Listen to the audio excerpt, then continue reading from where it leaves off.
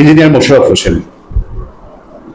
আমার কাছে সবচেয়ে অবাক লেগেছে যে তথ্যটা জেনে, যে রাষ্ট্রপতি শাহাবুদ্দিন চুপ্পুর পরিবর্তে শেখ হাসিনা তার একান্ত বিশ্বস্ত ইঞ্জিনিয়ার মোশাররফ হোসেনকে নাকি রাষ্ট্রপতি করতে চেয়েছিল।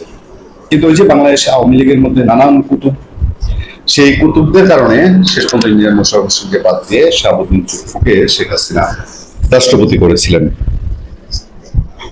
এটা আমার কাছে একরকম অবাক লেগেছে, কারণ ইঞ্জিনিয়ার মোশাররফ হোসেন শেখ হাসিনার পরীক্ষিত সৈনিক, এবং তাকে বাদ দিয়ে রাষ্ট্রপতি চুপ্পুকে শেখ হাসিনা মনোনয়ন দিতে হয়েছিল। যাই হোক, এরপর আরো অবাক হয়েছি 5 আগস্টের পট পরিবর্তনের পরে এই ইঞ্জিনিয়ার মোশাররফ হোসেন তিনি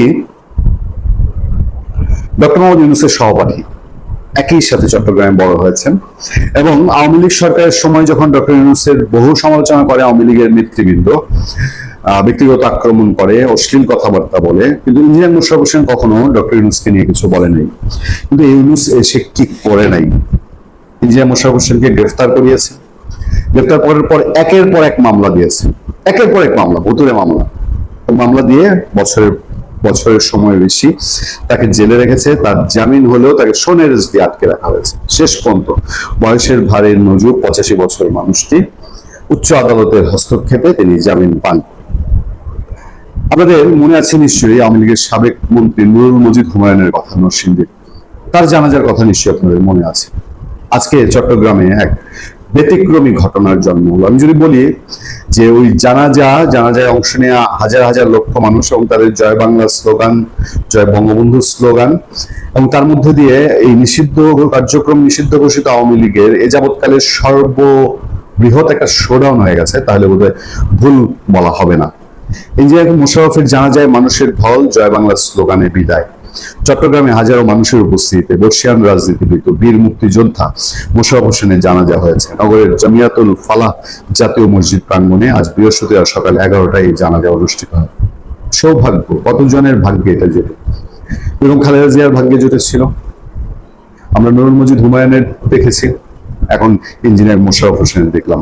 পরে জয় বাংলা স্লোগানে তাকে বিদায় জানান দলীয় সমর্থক ও নেতাকর্মীরা। জানাজায় অংশ নেন চট্টগ্রাম সিটি কর্পোরেশনের মেয়র ডাক্তার শাহাদাত হোসেন, সাবেক মেয়র ও জাতীয় পার্টির কেন্দ্রীয় নেতা মাহমুদুল ইসলাম চৌধুরী, প্রয়াতের বড় ছেলে সাবিরুর রহমান সমু সহ বিভিন্ন রাজনৈতিক দল ও শ্রেণী পেশার মানুষ। এর আগে মরদেহ জামিয়াতুল ফালাহ জাতীয় মসজিদ প্রাঙ্গণে পৌঁছালে বর্ষিয়ান রাজনীতিকে এক নজর দেখতে ও শ্রদ্ধা জানাতে মানুষের ঢল নামে ফুলে ফুলে ছেয়ে যায় কফিন। সাবেক এই মন্ত্রীর রাজনৈতিক জীবন ও উন্নয়ন কর্মকাণ্ডের কথা স্মরণ করে বক্তব্য দেন বিভিন্ন দলের নেতারা। চট্টগ্রাম সিটি কর্পোরেশন মেয়র ও বিএনপির নেতা শাহাদাত হোসেন সংক্ষিপ্ত বক্তব্যে বলেন, সাবেক মন্ত্রী মোশাররফ হোসেনের বর্ণাঢ্য রাজনৈতিক জীবন, রাজনৈতিক ক্যারিয়ারের বৃহত্তম চট্টগ্রামের উন্নয়নে তিনি অনেক অবদান রেখেছেন। নিঃস্বরায়ের সন্তান হলেও বৃহত্তর চট্টগ্রামের জন্য কাজ করেছেন।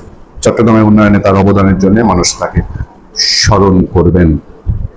উত্তর জেলা আওয়ামী লীগের সাধারণ সম্পাদক শেখ আতাউর রহমান বলেন, ৭১-এর মুক্তিযুদ্ধে তার ভূমিকা চিরদিন মনে রাখতে হবে। তিনি আমাদের মাঝ থেকে হারিয়ে গেছেন, সারা জীবন তার সঙ্গে রাজনীতি করেছি। সাবেক সিটি মেয়র মাহমুদুল ইসলাম চৌধুরী বলেন, পাকিস্তান আমল থেকে ওনার সঙ্গে আমার স্মৃতি। চট্টগ্রামের উন্নয়নে অনেক উদ্যোগ নিয়েছেন, তিনি কথা শুনতেন। চট্টগ্রামের ইতিহাসে মোশাররফ হোসেন এক অবিস্মরণীয় নাম হয়ে থাকবে। মোশাররফ হোসেনের সন্তান সাবিদুর রহমান বলেন, দীর্ঘদিন আইসিইউতে থাকার পর তিনি চলে গেছেন। তিনি একজন বীর মুক্তিযোদ্ধা, দেশের উন্নয়নে তিনি কাজ করেছেন। সবাই আমার বাবার জন্য দোয়া করবেন। শ্রদ্ধা জানান সিপিবি নেতা Mohammad Shah Alam, nap communist party, ছাত্র ইউনিয়ন গেরিলা বাহিনী, মিরসরাই অ্যাসোসিয়েশন সহ বিভিন্ন সংগঠনের নেতারা জানাজা শেষে আওয়ামী লীগ, যুবলীগ, ছাত্রলীগ, বিএনপি, জামাতে ইসলামী, জাতীয় পার্টি, সিপিবি সহ বিভিন্ন দলের নেতা কর্মীরা জানাজায় অংশ নেন। পরে মরদেহের কফিন অ্যাম্বুলেন্সে ওঠানোর পর হাজারো সহযোদ্ধা, রাজনৈতিক সহচর ও অনুসারীরা স্লোগান দিতে শুরু করেন। এ সময় বীর চট্টলার মোশাররফ ভাই, আমরা তোমায় ভুলি নাই, জয় বাংলা, জয় বঙ্গবন্ধু স্লোগান শোনা যায়। নেতাকর্মীরা মরদেহবাহী গাড়ির সঙ্গে জামিয়াতুল ফালাহ মসজিদ মাঠ থেকে বের হয়ে আসেন। এ সময় পুলিশ সদস্যরা মাঠের মূল ফটকে দাঁড়িয়েছিল। অ্যাম্বুলেন্সটি মিরসরাইয়ের ধুমগ্রামের উদ্দেশ্যে রওনা হয়। সেখানে বাদ আসর Fazlur Rahman school and college মাঠে তৃতীয় নামাজের জানাজা শেষে পারিবারিক কবরস্থানে তাকে দাফন করা হবে। মোশাররফ হোসেনের সংক্ষিপ্ত যে বর্ণাঢ্য জীবন আমরা জানতে পেরেছি, সেখানে বলা হচ্ছে তিনি 1943 সালের 12 জানুয়ারি চট্টগ্রাম মিরসরাই উপজেলার ধুমগ্রামে জন্ম নেন। বাবা এস রহমান ঘাটের ষাটের দশকে প্রাদেশিক পরিষদের সদস্য ছিলেন। দেশভাগের পর তিনি কলকাতা থেকে চট্টগ্রামে চলে আসেন এবং ওরিয়েন্ট বিল্ডার্স কর্পোরেশন নামে একটি কোম্পানি খুলে ব্যবসা শুরু করেন। মোশাররফ হোসেন চট্টগ্রামে কলেজিয়েট স্কুল থেকে ম্যাট্রিক এবং স্যার অসতোষ সরকারি কলেজ থেকে ইন্টারমিডিয়েট শেষ করেন। এরপর লাহোরে ইঞ্জিনিয়ারিং পড়ার সময় 6 দফা আন্দোলনে সম্পৃক্ত হন। সে সময় তিনি পূর্ব পাকিস্তান ছাত্র পরিষদের সভাপতির দায়িত্ব পালন করেন। লাহোর থেকে দেশে ফিরে তিনি আওয়ামী লীগের রাজনীতি যোগ দেন এবং 1970 সালে পূর্ব পাকিস্তান প্রাদেশিক পরিষদের সদস্য নির্বাচিত হন। এই মুক্তিযোদ্ধা 1 নম্বর সেক্টরের সাব সেক্টর কমান্ডার ছিলেন। যুদ্ধের সময় তিনি গুরুত্বপূর্ণ অপারেশনের নেতৃত্ব দেন। এর বাইরে আওয়ামী লীগের তার ইতিহাস, তার বর্ণাঢ্য জীবন সবকিছুই লেখা আছে। বলা হয়েছে যে 24শে জুলাই আন্দোলনে আওয়ামী লীগের সরকার পতনের পর 27 অক্টোবর রাজধানীর ভাটারা থানা এলাকা থেকে মোশাররফ হোসেনকে গ্রেফতার করা হয়। পরে তাকে চট্টগ্রাম কেন্দ্রীয় কারাগারে নেওয়া হয়। পরের বছর মানে 27 অক্টোবর তাকে গ্রেফতার করা হয়। প্রায় 1 বছর পর 2025 সালের 5 আগস্ট রাতে গুরুতর অসুস্থ হয়ে পড়লে কারাগারের হাসপাতাল থেকে তাকে বাংলাদেশ মেডিকেল বিশ্ববিদ্যালয় হাসপাতালে ভর্তি করা হয়। সেখান থেকে গত 14 আগস্ট জামিনে মুক্ত পান। মানে একেবারে মৃত্যু মুখে পতিত হওয়ার পরে এই 85 বছর মানুষটিকে সরকার, তাও সরকার না, উচ্চ আদালত জামিন দিয়েছিল। যে মানুষটির জানা যায় আজকে আওয়ামী লীগ, বিএনপি, জাতীয় পার্টি, জামাতে ইসলামী সর্বদলের মানুষ যোগ দিয়েছে, সেই মানুষটি জেল খেটেছেন অন্যায়ভাবে।